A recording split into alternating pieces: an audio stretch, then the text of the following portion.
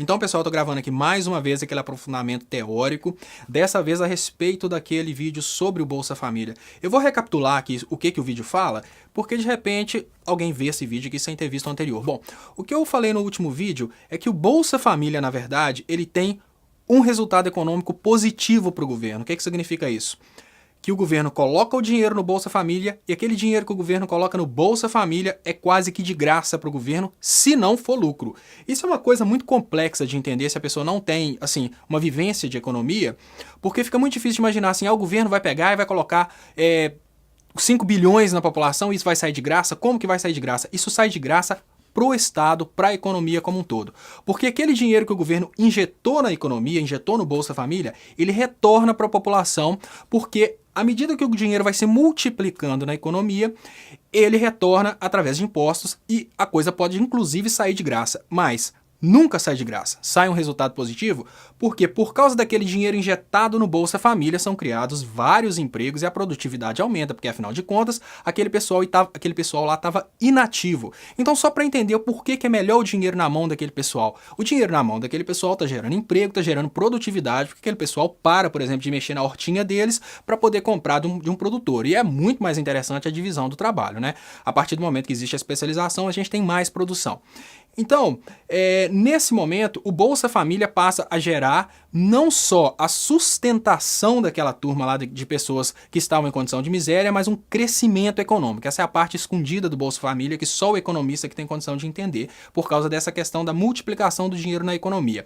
Agora vamos imaginar o caso inverso, se esse dinheiro não fosse para a mão do pessoal do Bolsa Família, porque a gente tivesse um estado mínimo que deixasse o dinheiro na mão dos milionários.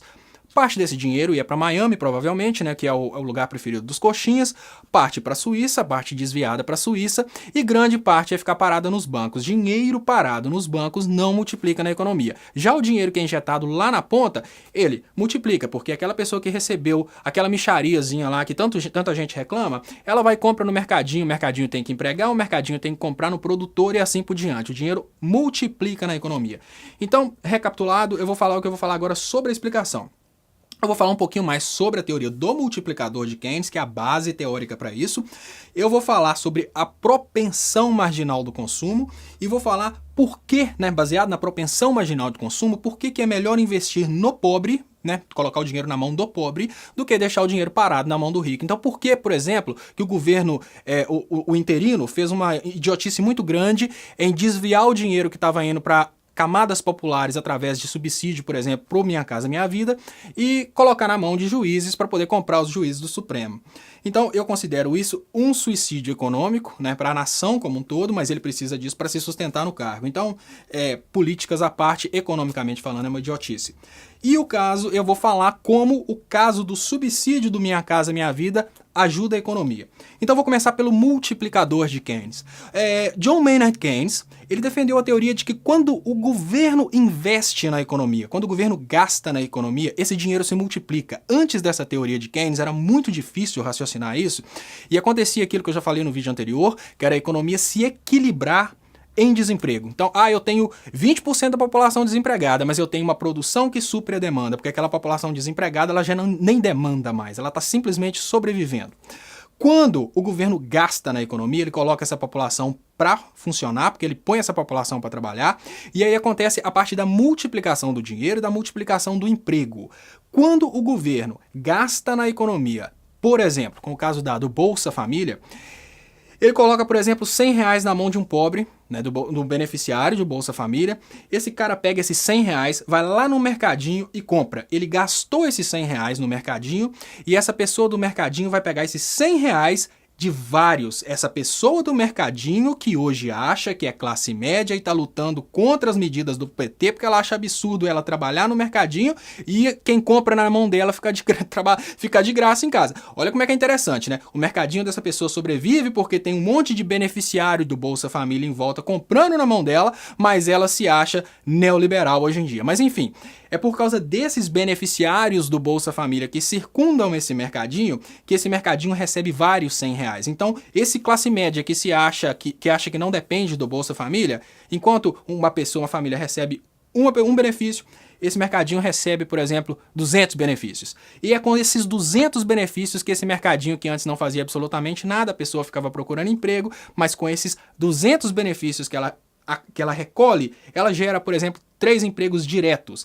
Mas esses 3 empregos diretos vão gerar muitos empregos indiretos, porque esses 3 empregados agora vão comprar roupa, esses 3 empregados agora vão comprar comida, e não só os empregados, mas a própria família dos empregados e a família dos donos do comércio. Eu estou dando um exemplo de um mercadinho que surgiu e emprega 3 pessoas. Só daí deu para entender que essas 3 pessoas, a família dessas 3 pessoas, mas a família do dono do comércio, eles vão começar a gastar na economia. E quando há procura, há oferta. Então, a partir do momento que eles têm dinheiro para gastar, porque eles pegaram o dinheiro daquelas 200 famílias que estão recebendo Bolsa Família ali, eles têm dinheiro para gastar, então eles vão na loja. Porque aquela loja tem procura, ela vai produzir. Isso causa o boom econômico. Porque tem dinheiro lá na ponta, esse dinheiro é gasto na economia e por causa desse gasto a economia vai se multiplicando. Então o dinheiro multiplicou a economia e gerou emprego. Então aí entra aquela parte relacionada ao governo, isso não ser necessariamente conta para o governo. Por quê? Essa primeira pessoa, tudo que a gente compra é tributado. Tudo que a gente compra é tributado. Essa primeira pessoa foi no mercadinho e comprou. Ela pagou tributo naquilo que ela comprou. O mercadinho pegou aquele dinheiro e pagou salário. Aqueles salários pagam tributo. Aqueles salários recebidos, o que sobrou, lá na ponta, de novo, serviu para comprar mais produtos, que mais uma vez recolheu imposto. Então, quando a gente soma tudo isso, esse recolhimento de imposto que aconteceu, ele é, às vezes, maior, porque lá na ponta, R$100 se multiplicou. É muito difícil entender como que R$100 se multiplicou. Mas o mais importante é a gente entender que aqueles R$100 ele gerou produção. Se não houvessem aqueles R$100 ali na ponta e eles ficassem no banco, eles não gerariam produção. Mas porque tem aqueles R$100 ali, o produtor vai plantar cenoura, o outro vai plantar feijão, um vai criar porco. Aqueles R$100 ali da ponta, num conceito maior, num conceito macro, ele gerou produção, ele impulsionou a economia. Agora, eu volto à teoria da propensão marginal do consumo e explico por que deixar esse dinheiro na mão de pobre, explico mais uma vez, né, que está muito bem explicado, por que deixar esse dinheiro na mão de pobre é muito mais eficiente que deixar esse dinheiro na mão do rico, por exemplo, por que tirar dos pobres para entregar para os juízes não é uma boa ideia. Todo ser humano tem uma condição mínima de subsistência, isso é o consumo mínimo. Por mais que você esteja em dificuldade, você vai continuar comendo, né? Então, a partir desse consumo, a pessoa guarda. Quando a pessoa é pobre, ela praticamente gasta tudo o que ela recebe. Então ela tem uma propensão marginal de consumo muito grande. Como ela tem uma propensão marginal de consumo muito grande, todo o dinheiro que o governo investe vai ser gasto. E isso vai, digamos que vai se multiplicando e costuma que economicamente, assim, matematicamente falando, R$100, no final das contas, se transforma até em R$400. É a multiplicação do dinheiro, que já vai um pouco mais para a parte matemática, né? Que é uma série matemática que calcula essa multiplicação do dinheiro na economia de acordo com a propensão marginal do consumo. Agora, quando a gente pensa, por exemplo, nos beneficiários do governo interino, quando a gente pensa nos juízes, nos deputados, esses cargos públicos, pessoas que recebem altíssimos salários, a coisa muda um pouco. Quando o dinheiro é lícito, eles vão guardar no banco aqui. Quando o dinheiro é ilícito, eles vão guardar na Suíça. Ou seja, não vai para a economia. Eles vão consumir uma quantidade pequena desse dinheiro e o dinheiro não vai para a economia. O que significa que a mesma quantidade de dinheiro injetada na mão de gente rica não multiplica e não ajuda a economia. É aí que fica muito claro por que pessoas, mesmo com conhecimento econômico, elas brigam contra uma política social tipo Bolsa Família. O Bolsa Família não é tratado de vagabundo. O classe média idiota que acha que o Bolsa Família está tratando do vizinho dele vagabundo, sendo que o vizinho dele compra na loja dele, é um imbecil, é um manipulável.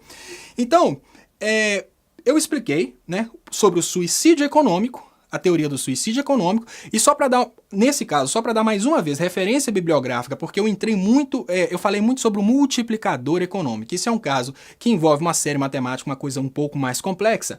Mais uma vez, é a teoria macroeconômica de John Maynard Keynes, que é a maior teoria, para mim, a maior teoria macroeconômica, tem pessoas que defendem outras. Eu recomendo, quem gostou da ideia, procurar esse assunto na internet, está muito amplo, inclusive no Wikipedia você vai encontrar multiplicador de Keynes. Muito obrigado e até mais.